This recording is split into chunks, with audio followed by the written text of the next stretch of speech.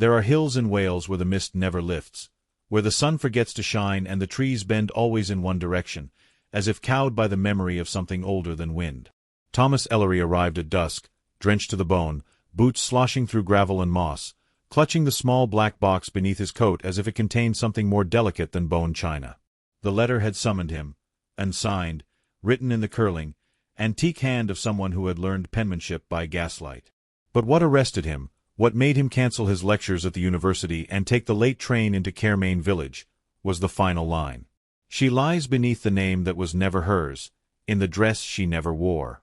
Come alone. There was only one she it could mean. Eleanor Ashton, his fiancée. Alive. Warm. Sharp-witted. As real as the silver ring she still wore, his mother's, passed down with trembling fingers. She was in London just yesterday, wasn't she? He had spoken to her, hadn't he? Her voice still echoed in his ears, crisp and teasing. She had promised they'd spend Christmas at the coast. So why had he come? Why did he believe? The cemetery behind the ruined chapel of St. Selenan hunched in the throat of a valley that swallowed sound. There were no crows, no wind. Even the grass seemed to hush itself. The gravestones stood like crooked teeth, old and moss-furred, and Thomas moved among them with an odd sense of trespass. The name stopped him cold. Eleanor Ashton. 1819 to 1847. Beloved daughter. Faithful bride. Taken too soon. He laughed. But it was the wrong sound. Too tight. Too sudden. He took a step back and clutched the iron railing. His Eleanor was born in 1876. This grave was half a century too old, a stone relic from another century. It couldn't be her. It was impossible. A trick. A coincidence. His eyes caught the parchment resting against the headstone. Unfolded. Waiting. He opened it. My Thomas. You must believe that I was real. That we were. The sea took me before our wedding day, and they buried me in her name, not mine. I remember nothing but drowning and silence. But I remember you. Come when the bell tolls for midnight. She will try to keep me down. You must not let her. There is still time. Yours. His fingers trembled. He looked around, but the mist clung to everything, obscuring the gate, the road, even his own breath. The chapel stood like a shadow. The bell tower, cracked, skeletal, hadn't rung in years. He crushed the letter to his chest. Eleanor's mother was born in Caermain. Eleanor never liked to speak of her. Said she had died giving birth. The townspeople never spoke of her either, only vague, half-mumbled phrases about bloodlines and floods and a family that kept to itself. Still clutching the note, Thomas approached the chapel. Its doors were splintered, hanging half off rusted hinges. Ivy devoured the eastern wall. Inside, the pews were overturned, moss growing through cracks in the floor, and stained glass lay shattered beneath the altar. A sudden clang struck the air like a hammer on wet stone. The chapel bell. Thomas flinched. It was midnight. The letter had told the truth. He turned and ran. Back to the grave. Back to the gravestone that bore her name. Not the living Eleanor's, but this one, older than both of them. But now it was gone. The stone. The mound. The letter. All gone. In its place was an open hole. A fresh grave. And inside it, not empty earth, but a body in a white wedding dress, soaked to the bone. He dropped to his knees. His stomach turned. The face, pale and blurred by the veil, looked so much like her, the curve of her cheek, the mouth he knew, but hollowed by time and water and death. Her hands were crossed on her chest, a silver ring gleaming on her finger. His mother's ring. No, he breathed. No, no, no. A hand touched his shoulder. He screamed. But it was her. Eleanor. The living one. Drenched, like him. Pale, wide-eyed. Hair matted with fog. Thomas, she whispered. You came. You shouldn't have come. He staggered back. Looked from her to the grave. Back again. Who? What is this? What is happening? "I don't know," she said. "I woke up in my apartment, but it was different. Everything felt wrong. The mirror was covered in salt. There was seaweed on the floor. And then the bell rang." "The bell," he repeated dumbly. "I had to come. Something called me. But I thought I was going mad until I saw you." They looked again at the body. It hadn't moved. But something in the air shifted, a scent of brine and roses, the chill of water pulled from impossible depths. "We have to bury her," Eleanor said suddenly. "What? Now?" "Before the second toll.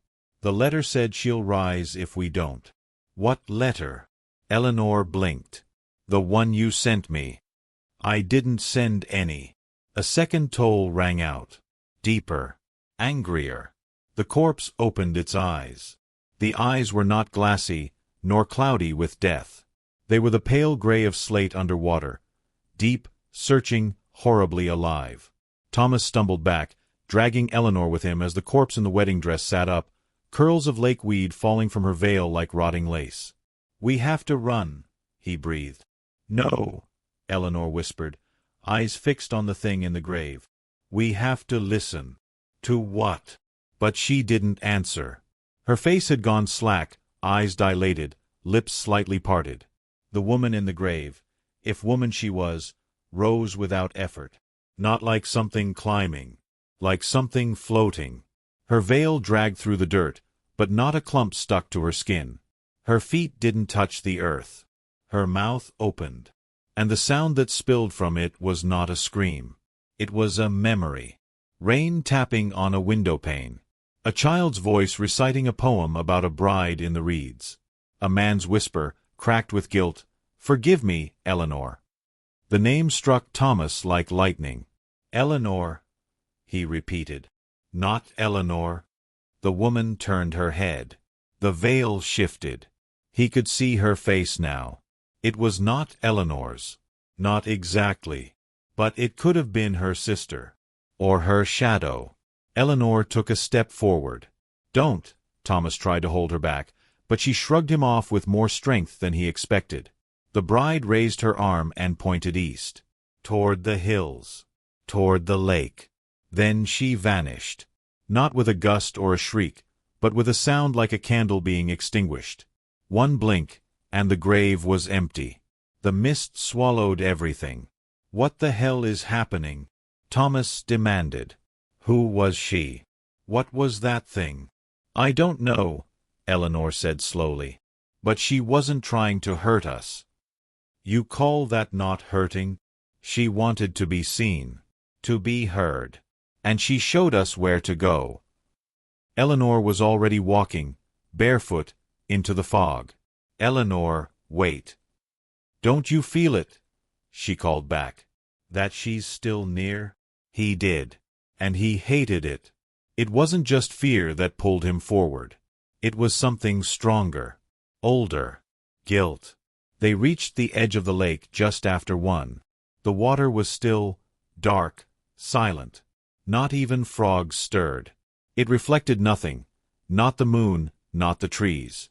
It was as if the lake refused to remember the sky. "Do you know this place?" Thomas asked. Eleanor nodded slowly. "From my dreams." She stepped to the edge, where a long-forgotten pier jutted out like a finger into the blackness. Thomas followed. Halfway down the wooden boards, Eleanor paused. "Look," she whispered. Beneath the surface, far below, a shape was drifting. A white dress. Long hair. A veil. "Eleanor." "She's waiting," Eleanor said. "For what?" "For you." The pier creaked.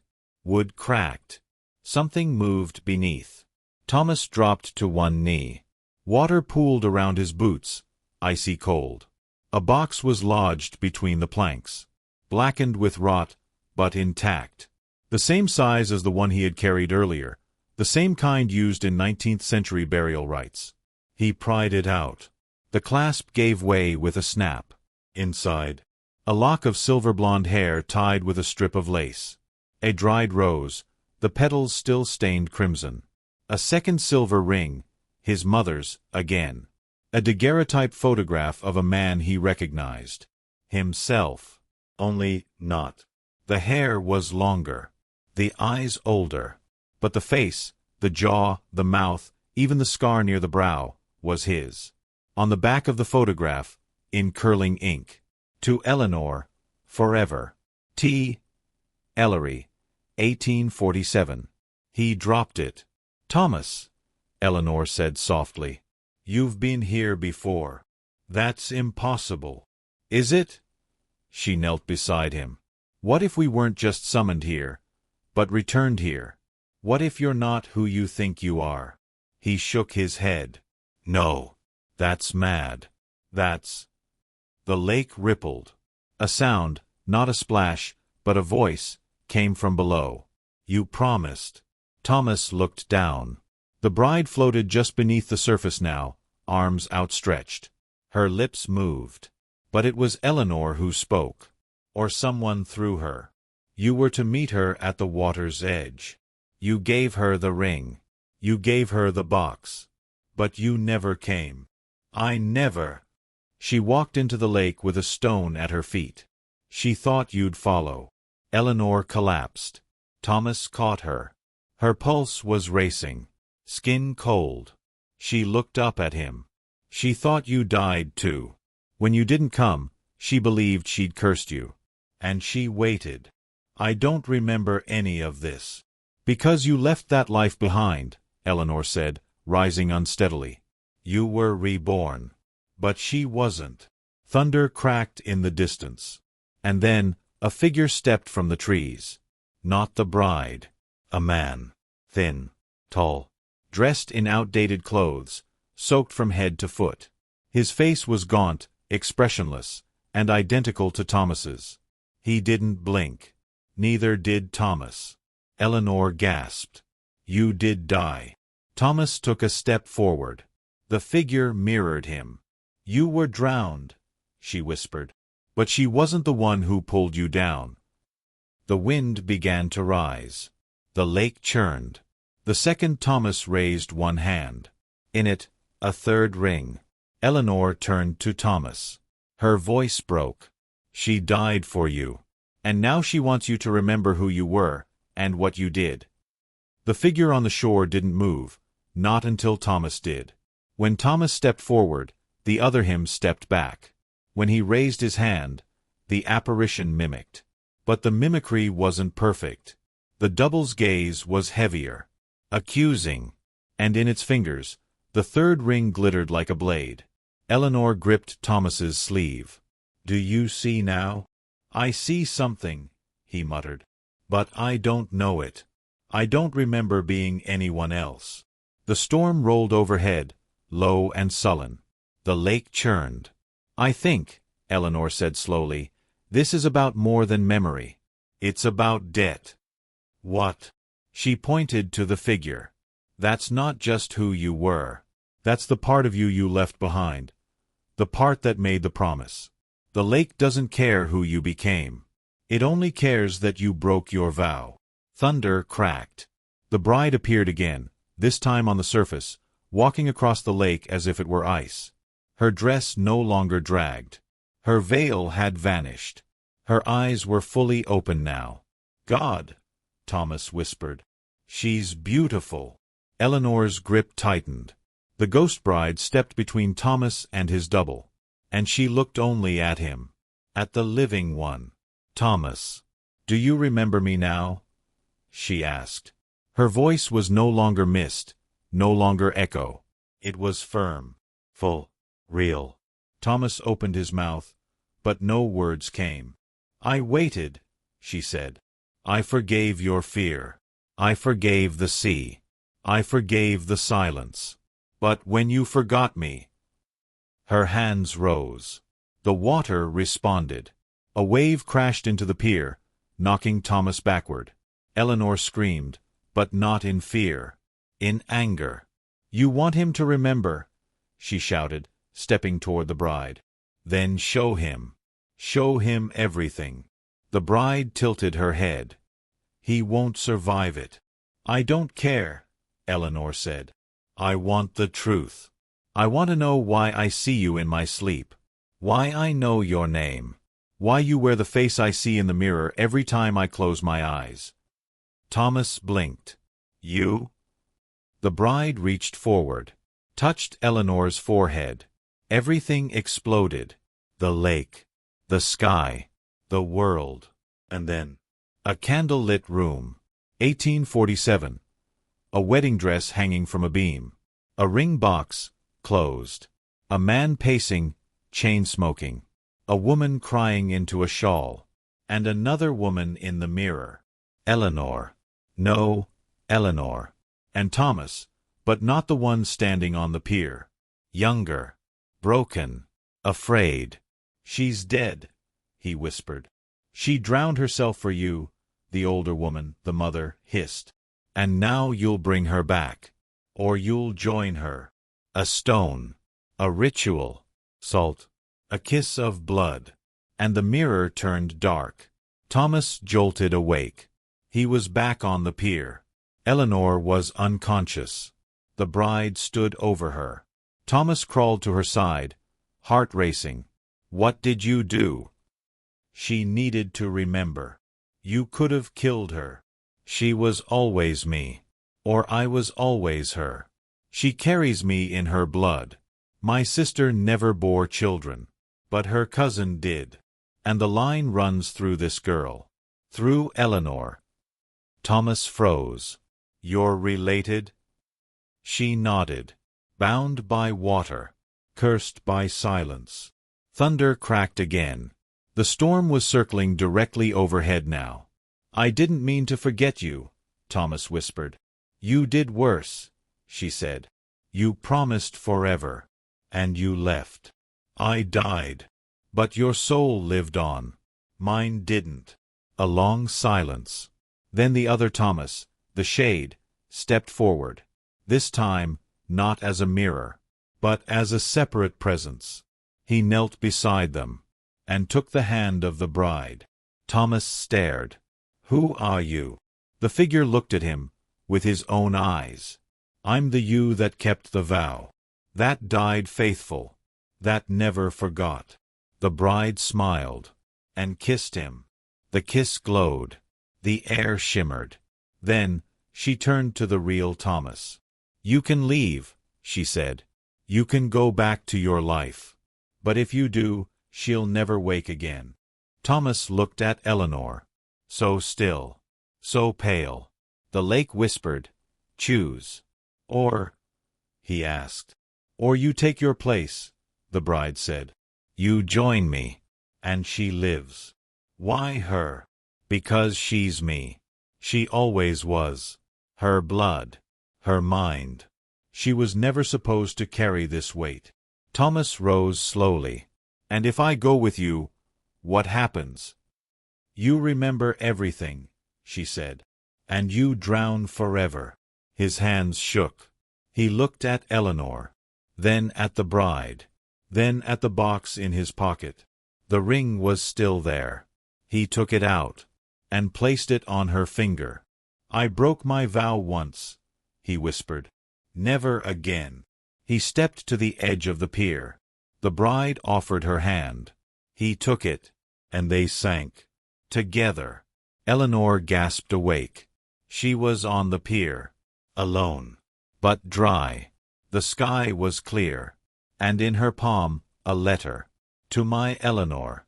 I remembered. I chose you. Live freely. You owe no more to the past. But if ever the lake calls again, tell it I kept my vow this time. Yours always, Thomas." Eleanor stood at the lake's edge long after dawn. The surface was still again, mirror-flat, impossible black. The pier behind her creaked with the gentle groans of old wood warming under morning light. No trace remained of the night before, no thunder, no mist, no spectral bride. No Thomas. Only the letter clutched in her fist. She had read it a dozen times. But the words never grew easier. "Tell it I kept my vow this time." She closed her eyes. The ring was still in her pocket, not hers, not his, but theirs. Its metal was warm, humming faintly. It never cooled. And neither did her fury. Not at him. Not at Eleanor. At whatever had orchestrated this.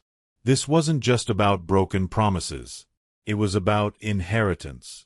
About blood.